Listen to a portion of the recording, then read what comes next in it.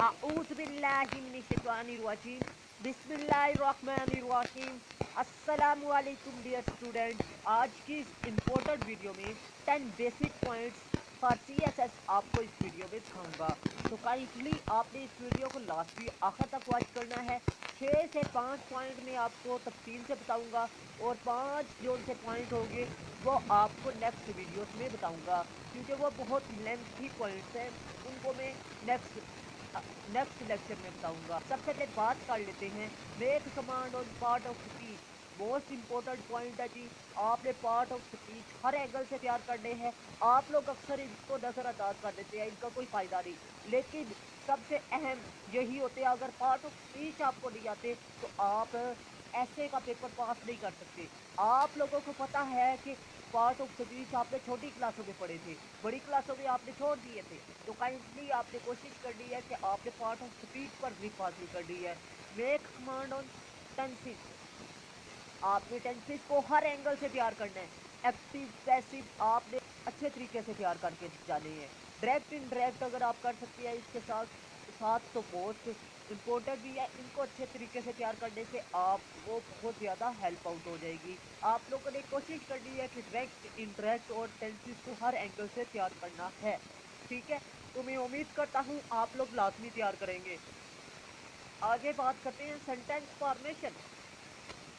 आपने कोशिश करनी है छोटा सेंटेंस नहीं लिखना। ये ना हो कि आप सीएसएस के ऐसे में 3 से 4 लफ्जों पर एक सेंटेंस लिख रही है।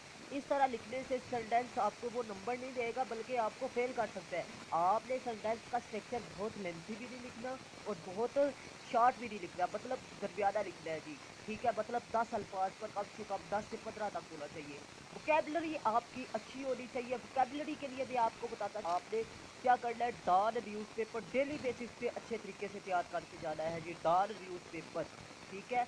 और उसमें से वोकेबलरी आर्टिकल आपने अच्छे तरीके से पढ़ना है जी। वोकेबलरी आपने किस तरह तैयार करनी है, आपने वोकेबलरी के अल्फाज आर्टिकल में से उठा के आपने लिख लेने हैं अपने रजिस्टर में और उनको नोट करना है, उनको दोहराना है 10 बार, बस। उसके अलावा आपने कोई काम नहीं करना। थीसिस स्टेटमेंट, इस पर मैं मुकम्मल लेक्चर दूंगा कि what is thesis statement and types of thesis. ठीक है, थीसिस स्टेटमेंट बहुत ही अहम होती है, लेकिन सरसरी तौर पर मैं आपको बता रहा हूँ कि ऐसे का जो मेन मौजू होता है, जो साबित चीज़ करनी होती है, उसे थीसिस स्टेटमेंट कहते हैं। इस पर मुकम्मल एक लेक्चर में अपलोड करूंगा कि थीसिस क्या होता है, थीसिस की टाइप्स कितनी है और उन टाइप्स में आपने क्या चीज़ें लिखनी होती हैं। ठीक है, तो आप लोगों ने कंफ्यूज नहीं होना, क्योंकि ये चीज़ बहुत ही लेंथी लेक्चर पर मुश्तमिल होगी। तो आपने उसके लिए मेरे चैनल को लाजमी सब्सक्राइब करना है, ताकि वो लेक्चर भी आप तक आसानी से पहुंच सके। अब नेक्स्ट बात करते हैं, नेक्स्ट क्या आपने लिखना है जी, सिलेक्शन ऑफ टॉपिक। हाँ जी, फॉर सबसे पहले आपने 3 बार ऐसे को पढ़ना है। जब कोई ऐसे आपने सेलेक्ट किया है तो find out the task word. आपने जो ऐसे सेलेक्ट किया उसमें ऐसे अल्फाज देखने हैं जो ऐसे में वो पूछ रहा है, मतलब टास्क वर्ड्स आपने सर्च करने हैं और उनको लिख लेना है रफल में। अब आप आगे क्या करना है, हाउ टू प्लान योर ऐसे। आपने आखिरी पेज पर चला जाना है, रफ अमल लिखना है और वहाँ पर आपने क्या करना है जी, अपने ऐसे को रफ अमल के साथ तरतीब देनी है। मेक का लॉजिकल सीक्वेंस, मतलब वहाँ पर आपने पॉइंट्स लिखने हैं। मेन बॉडी में क्या आता है, इंट्रोडक्शन में क्या आता है, मेन बॉडी में क्या आता है, कंक्लूजन में क्या आता है, ये आपने लॉजिकल सीक्वेंस तैयार करना है जी रफ अमल में। Check the relevance of the points. आपने क्या करना है जी, रेलिवेंट पॉइंट को चेक करना है। इमेजिन योर ऐसे, आपने अपने ऐसे को इमेजिन करना है जी, वो कैसा दिखाई दे रहा है, मतलब पॉइंट आपके बिल्कुल तरतीब के साथ हैं। ठीक है, आउटलाइन ऑफ एन ऐसे, आपने आउटलाइन लाजमी लिखनी है। आउटलाइन जो उनकी होती है उसको देखकर ही आपका चेकर आपको पास या फेल का फैसला कर लेता है। आप लोगों ने क्या करना है जी, आउटलाइन को अच्छे तरीके से टू द पॉइंट, रेलिवेंट और इंप्रेसिव अंदाज में लिखना है। ठीक है, व्हाट इज आउटलाइन। आउटलाइन जो उनकी होती है, ये आपकी हेडिंग होती है ऐसे की, इसीलिए कहते हैं हेडिंग आपने नहीं देनी ऐसे के दरमियान में। ठीक है, इंपोर्टेंस ऑफ ऐसे मैंने आपको बता दी है। और एक अहम बात, अगर आपने 2 पेजेस छोड़ देने हैं, पहले रफ बनानी है। ठीक है, अगर वो 45 लाइनों पर आप रफ आउटलाइन लिख रहे हैं तो आपने 2 पेजेस लाइनें लिख लेनी है और उसके मुताबिक आपने देख लेना है, फर्ज कर लें 45 लाइनों पर आपका ऐसे की आउटलाइन है। आपने क्या करना है, 2 स्टार्टिंग लाइनें दो स्टार्टिंग पेज छोड़ देने हैं। दो स्टार्टिंग पेज छोड़ने का फ़ायदा ये होगा कि आप लोगों ने क्या करना है, पहले जो सा इंट्रोडक्शन का पैराग्राफ है उसको लिखना है, इंट्रोडक्शन की हेडिंग देनी है आउटलाइन में, ठीक है। और उसी पॉइंट को तीसरे पेज पर लिखना शुरू कर देना है। वो पॉइंट लिख, अगर कोई जहन में पॉइंट आ रहा है तो रातों में आपने वो पुट करना है और उसको सीक्वेंस के साथ पुट करना है। ये ना हो कि बेतरतीबा अंदाज में, सीक्वेंस के साथ पुट करके आपने क्या करना है जी, उसे नीट में जाकर लिख देना है उस पॉइंट को, किसके तौर पर, आउटलाइन के तौर पर। उसको लिख कर फिर आपने लिखना शुरू कर देना है पॉइंट, ठीक है। फिर आपने तीसरा पॉइंट भी ऐसे ही लिखना है और पहले रफ लिखना है, फिर उसके बाद नीट में लिखना है। इस तरह ये होगा कि आपका नीट और टू द पॉइंट मटेरियल हो जाएगा पुट। क्योंकि आप जब लिख रहे होते हैं फिर आपको याद आता है ये पॉइंट भी था, ये पॉइंट भी था, लेकिन रह जाता है, ठीक है। जब आप आउटलाइन नीट पहले शुरू कर देते हैं, नीट आउटलाइन आपने पहले नहीं बनानी, ठीक है मेरा बेटा। ये बात आ गई है समझ। नेक्स्ट बात करते हैं जी। नेक्स्ट बात आपकी आउटलाइन का निशान है आपने, तो आपने इसे कट करना है और नीट में उससे भी कट करना है। नीट पहले भी निकल के मैं पहले बता रहा हूँ कि आपने कब आउटलाइन करनी है, एक एक पॉइंट को आगे जाके नीट में पुट करते जाने आउटलाइन में और आगे एक्सप्लेन करते जाने ऐसे करना, ठीक है। नेक्स्ट बात करते हैं लेंथ ऑफ एन आउटलाइन। ये आपकी 3 से 6 में ज़्यादा से ज़्यादा होनी चाहिए, ज़्यादा नहीं होनी चाहिए, ठीक है। 3 से 5 के दरमियान है, ज़्यादा से ज़्यादा, ठीक है।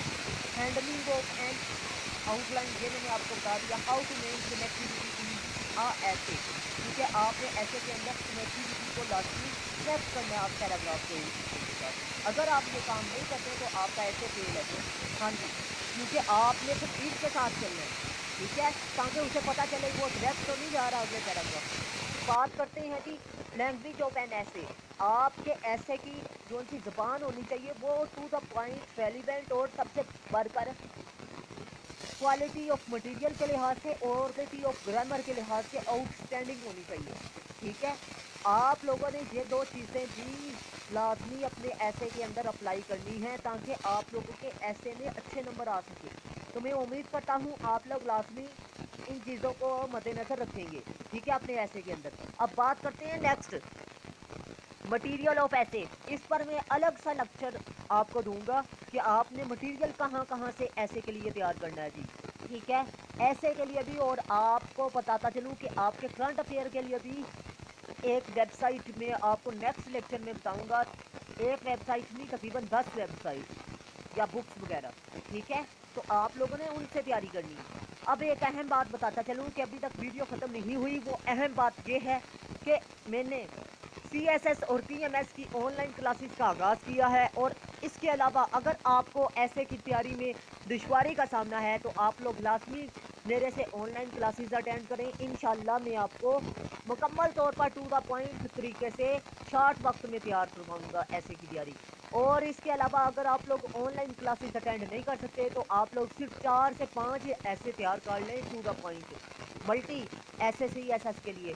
आप लोगों का ऐसे का पेपर लाजमी क्लियर हो जाएगा। अब 5 मेथड्स हैं जी, 5 तरीके हैं इशू बेस्ड ऐसे को हल करने के। इशू बेस्ड ऐसे हर साल आता है, ठीक है। तो फिर भी अगर आप लोग तैयार करके ना जाएं तो ये आपकी गलती है, ये एग्जामिनर की गलती नहीं होती, क्योंकि आपको पता है हर साल इशू बेस्ड ऐसे पर लाजमी आता है, ठीक है। तो आप लोगों ने कोशिश करनी है कि इशू बेस्ड ही ऐसे को अटेम्प्ट किया जाए, क्योंकि अगर आप लोग आर्गूमेंटेटिव ऐसे को क्लियर अटेम्प्ट करते हैं तो अगर तो एग्जामिनर आपके नज़रियात से मुत्फिक हो गया तो वो आपको पास भी कर देगा और अच्छे नंबर भी देगा। लेकिन अगर उसको आर्ग्यूमेंट्स आपके पसंद नहीं आए तो वो डायरेक्ट आपको फेल करेगा।